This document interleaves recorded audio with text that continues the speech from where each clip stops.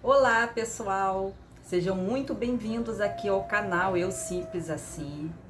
Muita luz e muita paz para todos que estão aqui. E o assunto do vídeo de hoje é um assunto muito fascinante, pois falar do Egito é falar dos mistérios. O Antigo Egito foi uma civilização muito avançada e muito misteriosa, e que deixou um grande fascínio aqui para a humanidade. Quando pensamos no Egito, vem logo à mente as grandes pirâmides e a esfinge. E a gente fica imaginando como que aquelas pirâmides elas foram construídas de maneira tão precisa, numa época tão remota, e os pesquisadores estão ali tentando desvendar esse mistério.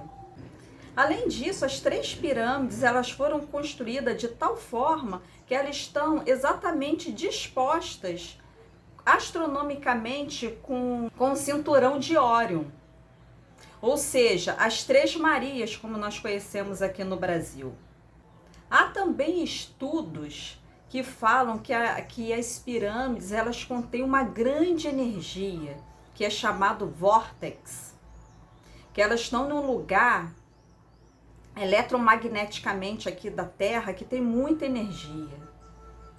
Realmente, né, os egípcios eles possuíam um conhecimento que a gente ainda não consegue compreender.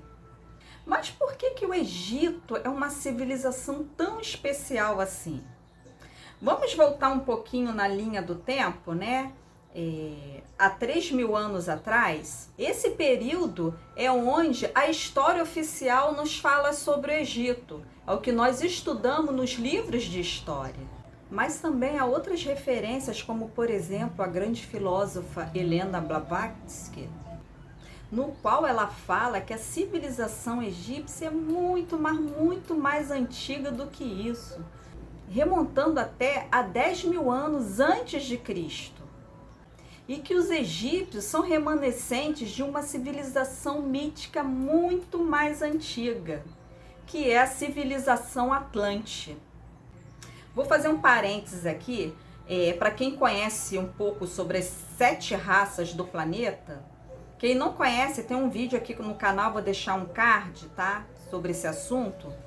A civilização Atlântida foi, na verdade, a 4ª raça do planeta. Hoje, a raça atual, a nossa, é a 5ª raça, que é chamada de raça ariana. Para quem quer se inteirar mais um pouquinho sobre esse assunto, existem referências da própria Blavatsky sobre as 7 raças, e também nós podemos encontrar referência no livro A Caminho da Luz, de Chico Xavier por Emmanuel, e também podemos encontrar referência no livro Exilados de Capela, de Edouard Armand. Esse é um assunto muito interessante também. Vejam que, como eu já havia percebido e falado, as coisas de alguma forma elas se conectam, as coisas estão conectadas, um assunto vai puxando o outro. O Egito também é muito conhecido pela iniciação e por suas escolas de mistérios e ocultismo, onde conhecimentos são passados de mestre para discípulos. E um grande mestre que surgiu no Antigo Egito foi o Hermes Trismegistro, o 3 vezes grande, o 3 vezes iniciado. Era uma pessoa com um conhecimento extraordinário. E seu conhecimento perdura até hoje, para você ver, né, a pegada desse grande mestre. Não se sabe exatamente quando que ele nasceu, uns falam que entre 3 a 5.000 anos, e outros falam até que ele nem existiu, mas é impossível uma pessoa como essa não ter existido, porque ele deixou uma obra que persiste até hoje, que é a Tábua de Esmeralda e Corpos Herméticos. E nessas obras ele fala sobre as leis universais, as leis que regem todo o universo. E alguém, de alguma forma, compilou isso no início do século passado e trouxe pra gente, que é um livrinho bem fininho, eu tenho até ele aqui, tá aqui atrás, ó. Vou pegar aqui, que é O Caibalion. Esse livro aqui é a compilação das 7 leis herméticas, tá? Do Hermes Trismegisto. Então, o Egito trouxe um grande legado para a gente. Realmente foi uma civilização de grande conhecimento e que a gente ainda tenta compreendê-los. Por nossa civilização atual está muito distante, né, da civilização deles. Eles eram uma civilização que eles acreditavam na vida após a morte e eles entendiam que a morte era um processo natural, era uma continuidade da vida. Na verdade, não existia a morte, né? O que existia era uma passagem de uma dimensão para outra. É tudo uma continuação, um contínuo. Eles não sofriam com a perda de uma pessoa, esse luto, né? Igual nós temos aqui na nossa civilização atual, porque a gente não compreende esse lado. E o título de faraó, nessa época, era um título de nobreza, mas além de ser um título de nobreza, ele também era um título que significava que um faraó era um grande iniciado. Então era alguém que realmente tinha condições de governar um povo, né? Pelo seu conhecimento, pela sua capacidade. Mas isso foi se perdendo, né? Foi se perdendo ao longo do tempo. E hoje o Egito de hoje não tem nada a ver com o Egito daquela época, né? Com toda aquela cultura já é uma cultura morta, né? O Egito ele foi invadido por vários outros povos, né? Foi invadido pelos persas, pelos romanos e depois pelos muçulmanos, e hoje o Egito é praticamente um país muçulmano. Então essas tradições, elas morreram, né? Elas morreram com o tempo. E é interessante que a gente resgate de alguma forma isso, né? Estudando um pouco mais sobre o Egito, sobre sua mitologia. Bom, mas hoje aqui o vídeo especificamente a gente vai falar sobre um faraó. Um faraó que foi um grande revolucionário e ele viveu há 3.300 anos, que foi o Akhenaton. Akhenaton, marido de Nefertiti e pai de Tutankhamon. Akhenaton foi um faraó da 8ª dinastia e ele rompeu com séculos de tradição quando ascendeu ao poder em 1353 a.C. E as alterações durante o seu reinado de 17 anos incluíram novos estilos de arte e arquitetura e uma mudança profunda nos costumes religiosos da época. Ele implantou o monoteísmo. Naquela época, os egípcios eles eram politeístas, ou seja, eles cultuavam vários deuses. E Akhenaton trouxe a ideia de um único Deus que seria o Deus Aton. O curioso, né, é que Akhenaton ele tinha um outro nome. O seu nome verdadeiro era, deixa eu até pegar uma colinha aqui que é meio complicado, Amenhotep IV. Amenhotep. E durante o seu reinado, ele mudou de nome para Akhenaton, que significava dedicado a Aton, para romper com toda a tradição anterior e sepultá-la de uma vez por todas. Akhenaton ele construiu uma nova capital do Egito, que antes era em Tebas. Então ele construiu uma capital nova chamada Amarna. E ali chegou a viver 30.000 egípcios. Hoje, né, essa cidade de Amarna, ela não existe mais. Ela hoje é um sítio arqueológico que é muito estudada e pesquisada. Bom, gente, toda essa mudança, como sempre, traz grandes consequências, né? E como ele mudou os fundamentos da religião, isso causou um desconforto muito grande dos sacerdotes na época. Os sacerdotes na época eles adoravam um deus chamado Amon. E passados alguns anos em Amarna, O que o faraó fez? Ele ordenou que todas as estátuas de Amon fossem removidas dos templos egípcios. Isso, gente, causou uma ira muito grande nos sacerdotes da época. Imaginem só. E há correntes de pesquisa, de estudos, que acham que tanto Akenaton quanto a sua esposa Nefertiti foram assassinados por esses sacerdotes, né? Porque eles foram assassinados. E há essa teoria de que foram os sacerdotes, devido a essa grande influência que o faraó teve na mudança religiosa da época. Seu único filho e herdeiro foi o Tutankhaton. Mas, quando ele assumiu o reinado, né, depois que o pai faleceu, ele tirou o nome Aton e colocou Amon. Então, ele passou a se chamar Tutankhamon e não mais Tutankhaton.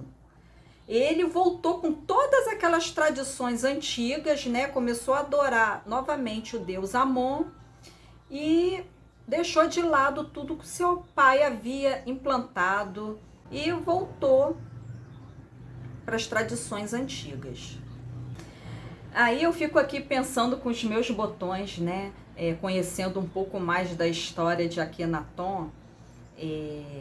E comparando, né, o que aconteceu naquela época, depois se repetiu, 1300 anos depois se repetiu, que foi com o grande mestre Jesus. Porque se a gente comparar um pouco, a gente vai ver que Jesus veio com a mesma ideia. Porque naquela época, ali na Palestina, né, que na época de Jesus, a Palestina, ali Jerusalém, que era a capital, a Judéia, eles tinham esse conceito de politeísmo, né? Até também pela influência um pouco dos romanos. Os romanos eram politeístas, né? Eles adoravam vários deuses. E Jesus veio ali e pregou que haveria apenas um Deus, que ele chamava de Pai, que era o nosso Pai criador de tudo. E as suas ideias tidas como revolucionárias causaram também o descontentamento dos sacerdotes da época, né?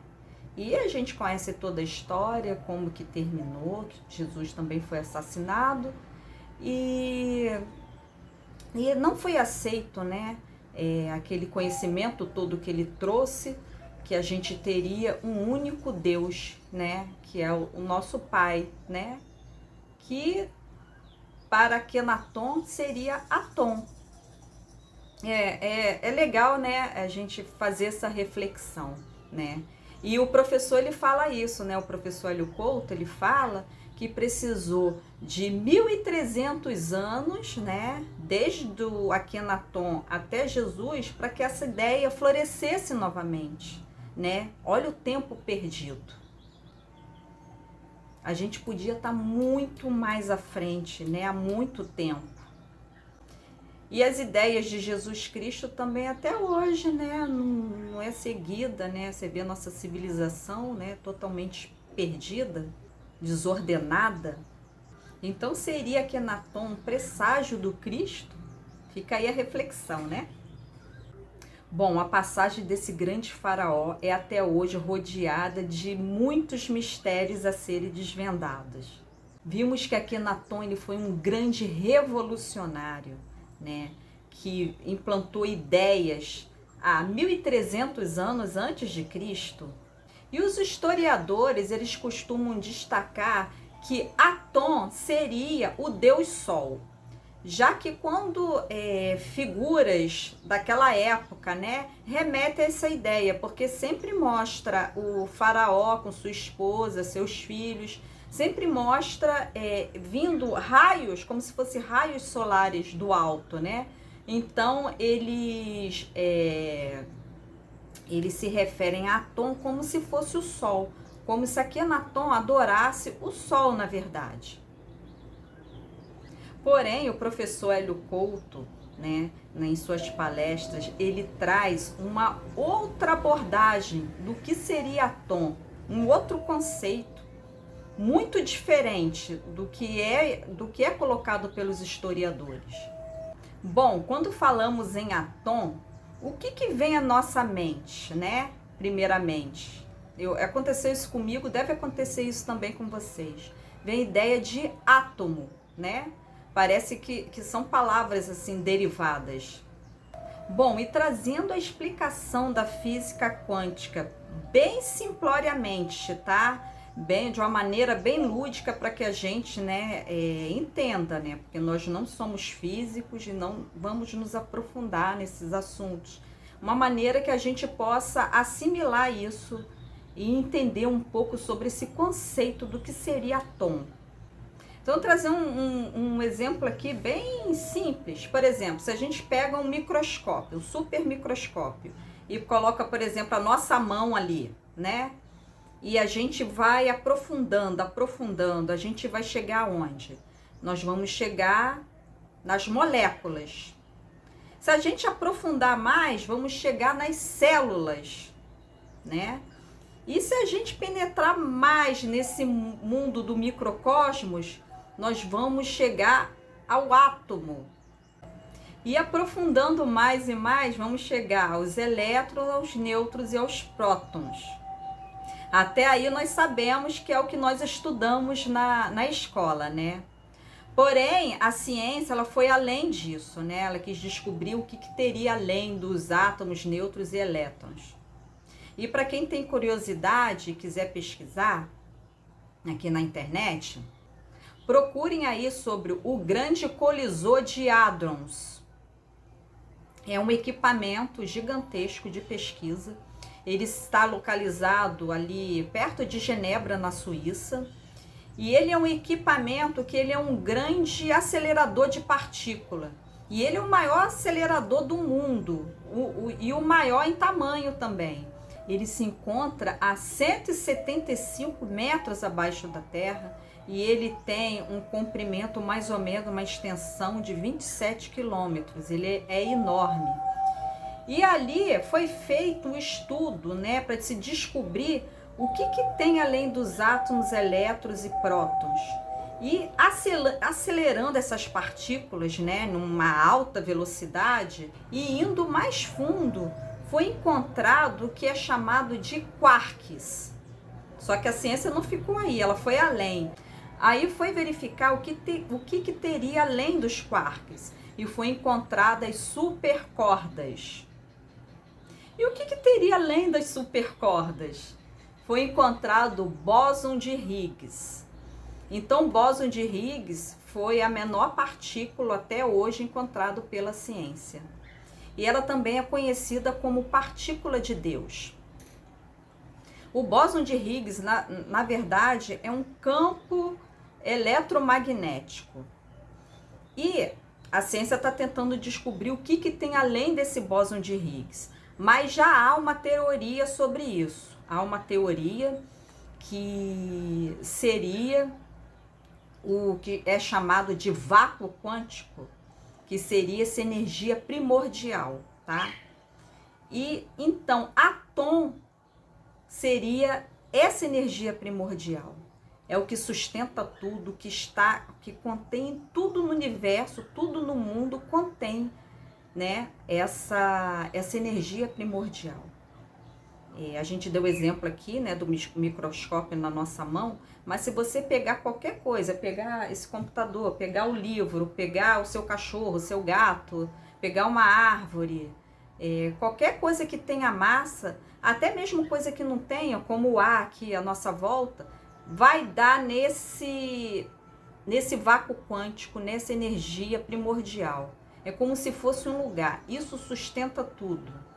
Então, isso seria o átomo para o Akhenaton, o Deus dele. Essa energia, ela une tudo que existe. Daí que vem o conceito que nós somos um só, né? O conceito de uno vem daí, porque tudo está ligado através dessa grande energia primordial, que é átomo, né? Ou vácuo quântico, ou emaranhamento quântico.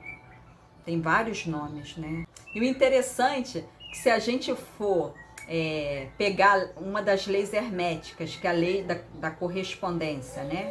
Que é uma das 7 leis universais lá do Hermes Trismegisto, que eu falei lá no início do vídeo, né? Aquele grande mestre egípcio que deixou um legado gigantesco pra gente, que falou das 7 leis herméticas. Essa é uma das leis, tá? Que é a lei da correspondência, que fala o que está em cima é o mesmo que está embaixo. Então, aqui no microcosmo seria essa energia primordial, como se fosse lá no macrocosmo os raios do sol, que também dá vida a tudo, aqui é o nosso sistema solar, que é a energia também fantástica. Então, Atom seria o nosso sol a nível quântico, né? É muito interessante quando a gente começa a pensar também, trazendo essas leis universais aqui, os exemplos, né, práticos, comparando e refletindo como que tudo tem uma coerência, na verdade. Agora vocês imaginem que aqui Atom trouxe todo esse conhecimento para o seu povo há 3.300 anos atrás. E todo esse legado ele foi destruído. Então, gente, é muito interessante quando estudamos assuntos tão instigantes, né? Que traz tantas reflexões para a gente e que nos edifique de alguma forma. E se a gente parar para pensar, a maioria das pessoas, elas nem sabem que isso existe. Eu era uma delas, quando eu comecei a estudar o material do professor Hélio Couto. Esse foi um assunto que eu fiquei muito impactada. E fui estudar um pouco mais, me aprofundar mais sobre o assunto. E você descobrir que tem tantas coisas que a gente ainda tem para aprender. E a gente vai aplicando de alguma forma e as coisas começam a fazer sentido para você na sua vida prática, né? Esse é o mais legal de tudo. Então esse foi um assunto que eu resolvi trazer aqui no vídeo de hoje. Eu espero que vocês tenham gostado, que tenha trazido algo de bom para vocês, né? Que traga alguma reflexão, que os edifique de alguma forma, tá? E eu desejo muita paz e muita harmonia para todos, muita luz, né? E que a gente se conecte sempre com Atom, que eu acho também que ele faz parte, né, da nossa interiorização, né? Quando a gente estuda também os 7 corpos, a gente vê que nossa porção de Deus está aqui dentro, né? E que a gente cada vez se aprofunde mais nesses estudos e que essa é a verdadeira expansão da consciência. É um passo a cada dia, né? Então, gente, até o próximo vídeo. Namastê!